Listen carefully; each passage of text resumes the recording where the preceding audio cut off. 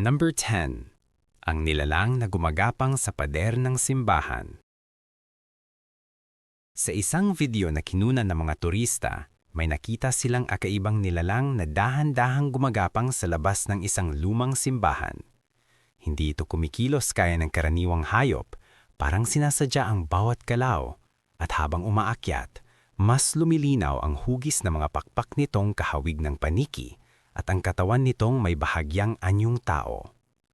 Dahil sa lugar na sagrado at sa itsura ng nilalang, lalong naging matindi ang kilabot ng nanonood. Mabilis kumalat ang clip at sumabog ang mga haka-haka. May nagsabing demonyo raw na nanggugulo sa simbahan, may nagsabing posibleng kakaibang uri ng nilalang o kriptido na hindi pa natutukoy. Ang mas nakakatakot, wala ring malinaw na kasunod na ebidensya. Hindi alam kung saan ito nagpunta o kung ano ang tunay nitong pinagmulan. Kaya naiwan ang mga tao sa tanong, tunay ba itong nilalang o isang nakakatakot na ilusyon na nagmukhang totoo sa kamera? Number 9. Ang kumikinang na ibon sa Dallas, Texas. Sa Dallas, Texas, ilang tao ang napatigil matapos makita ang isang ibon na lumitaw bigla sa langit, pero may mali agad sa itsura nito. Sa halip na karaniwang pakpak, may matinding liwanag na kumikislap at parang naglalagablab mula sa katawan nito na hindi tugma sa kahit anong kilalang uri ng ibon. Sa ilang sandali, tila nagmistulang kakaibang nilalang o bagay na sadyang hindi dapat naroon. Dahil sa kakaibang kislap, naglabasan ng sari-saring teorya. May nagsabing maaaring eksperimento o gawa ng tao, may nagsabing shapeshifter o nilalang na nagkukunwaring hayop, at may iba pang nagduda kung totoo ba o gawa lang ng kamera o ilaw. Ang mas nakakabahala, mabilis din itong nawala.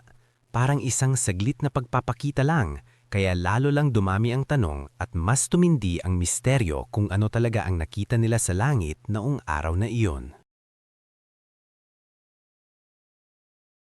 Number 8. Munting hada na lumitaw sa puno ng mandarina. Isang ordinaryong araw lang sana sa isang bakuran sa United Kingdom, nagre-recheck lang ang isang grupo ng magkakaibigan sa puno ng mandarina, pero biglang may napansin silang kakaiba sa mga sanga. Sa pagitan ng mga dahon, may munting figura na tila humanoid at halos hindi gumagalaw na para bang nakamasid lang sa kanila. Noong una, inakala pa nilang kakaibang insekto lang o laruan na napadpad sa puno hanggang sa mas lumapit at doon nagsimulang maging imposible ang esena. Sa ilang segundo, kitang-kita raw na may maliliit itong pakpak na kumikislap sa liwanag at ang galaw nito ay magaan, parang lumulutang sa hangin na walang kahirap-hirap.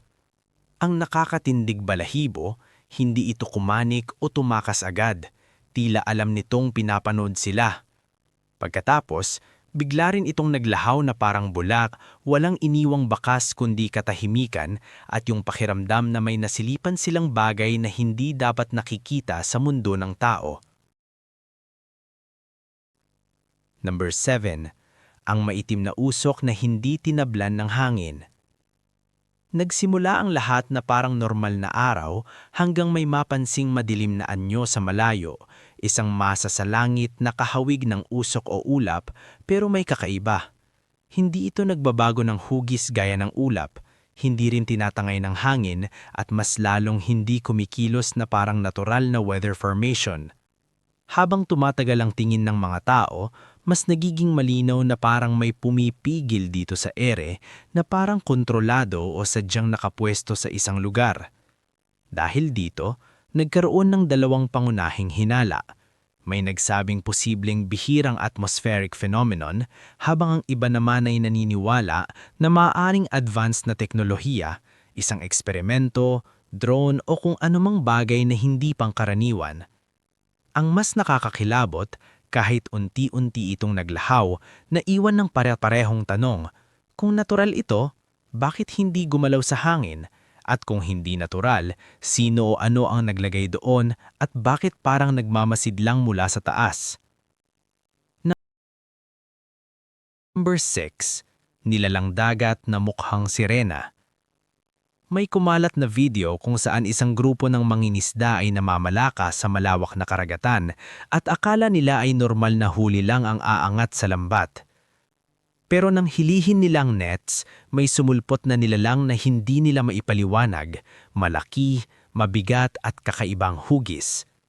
Ayon sa kwento, tila may bahaging kahawig ng tao sa itaas pero ang ibabang katawan ay parang isda na may malakas na buntot at ang mukha raw ay mas talim at mas nakakatakot kaysa sa inaasahan ng karamihan sa sirena.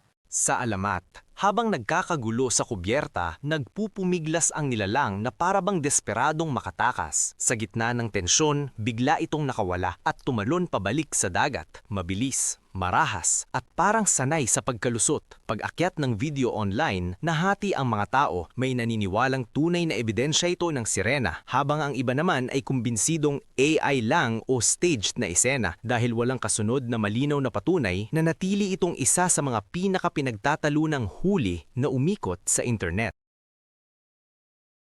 Number 5. Ang taong mono na namataan sa itaas ng puno. Sa Maine, isang tahimik na sandali ang nauwi sa misteryo nang may makapansin ng maitim na figura na nakapwesto sa tuktok ng isang puno, sobrang taas para maging normal. Ang nakakakilabot, hindi malinaw kung hayop ba ito o tao, pero ang postura at hulma ng katawan ay tila hindi tumutugma sa mga karaniwang hayop sa lugar. Habang tumatagal ang video o pagtingin, mas dumaramdam naman ang mga napapansing detalye na lalong nagpapalabo sa sagot kung ano talaga ang nasa itaas. Nang kumalat ang clip, nagsimulang himayin ng mga tao ang bawat frame. May nagsabing imposible itong unggoy dahil hindi naman sila nakatira roon, pero may mga komentong paulit-ulit na bumabalik, parang kolektibong bulong na taong mono ang nakikita nila. May mga nagbabala rin huwag agad maniwala dahil maaaring maling anggulo, anino o isang hayop na nagmukhang iba sa malayo. Pero kahit anong paliwanag, iisa ang naiwan. May bagay sa puno na hindi madaling ikahon sa ordinaryong lohika. Kaya hanggang ngayon, marami pa rin ang napapaisip kung may mga alamat bang unti-unting sumisilip sa realidad.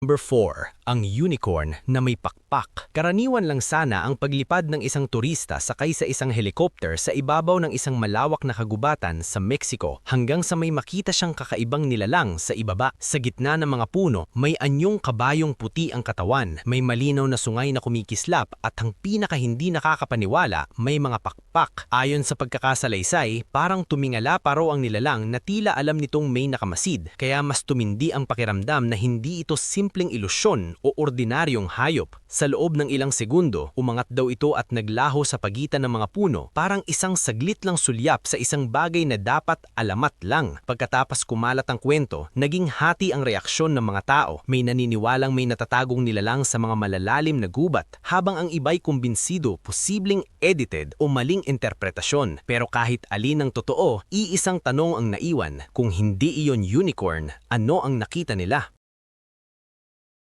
Number 3. Dragon na nakadapo sa gusali. Sa isang video na nag-viral, makikita raw ang isang napakalaking nilalang na nakadapo sa tuktok ng isang gusali. Sobrang laki at hulma na hirap ipagkamaling ibon o karaniwang hayop. Nakatigil ito sa loob ng ilang sandali, parang nagmamay-ari ng buong kalangitan sa ibabaw ng siyudad. Kahit sa malayo, mababakas ang bigat ng presensya nito. Yung tipong kapag nakita mo, automatic na mapapaisip ka kung imposible ba to o may hindi pa natin alam. Pagkatapos, ayon sa mga saksi, may nangyaring mas lalong nakakatakot. Umungal ito, malalim, mabigat at tumalbog ang tunog sa pagitan ng mga gusali. Ilang segundo lang ang lumipas, bigla raw itong kumilos at naglaho sa ulap parang walang iniwang bakas. Mula noon, naging simbolo ang clip ng isang nakakabahalang posibilidad. Baka may mga nilalang na matagal na nating tinawag na mito, pero minsan sa maling oras at tamang lugar, nagpapakita sila sa plain sight bago muling maglaho.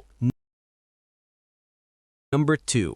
Ang taong nakalutang at hindi gumagalaw sa kalangitan. May isang nakakakilabot na takbo na nag-iwan ng maraming tanong. Isang figurang mukhang tao ang namataang nakalutang sa ere, mataas sa ibabaw ng mga burol, at ang mas nakakatakot, hindi ito gumagalaw kahit bahagi. Hindi may pakpak, hindi may lubid, walang tunog at walang malinaw na paliwanag kung paano ito nananatiling nakasuspende. Sa unang tingin, parang nag-glitch sa realidad. Isang bagay na hindi sumusunod sa normal na batas ng mundo.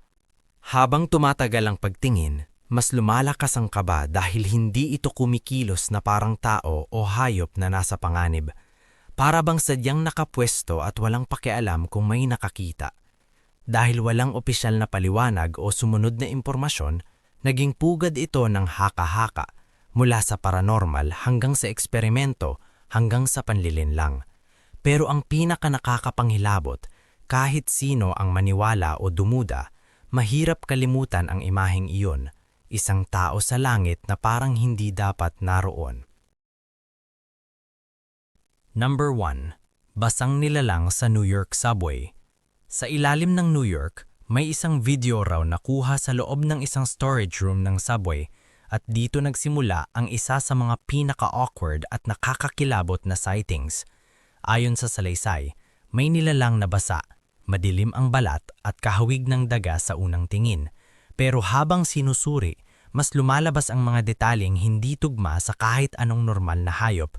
Ang mga paa nito, lalo na sa likod, ay parang may webbing na gaya lang sapato, habang ang unahan ay may mahahabang daliri na parang kuko o kamay na hindi pangkaraniwan. Dahil sa flash ng kamera, kumislap ang mga mata nito at lalo pang nagmukhang hindi tama ang presensya nito sa lugar. Doon pumutok ang internet sa teorya. May nagsabing hybrid daw ito, may nagsabing nilalang mula sa mga lagusan sa ilalim ng siyudad, at may iba namang nagsabing prank o maling pagkilala ng. Pero ang pinaka nakakapangilabot, kahit sino ang maniwala o dumuda, mahirap kalimutan ang imaheng iyon, isang tao sa langit na parang hindi dapat naroon.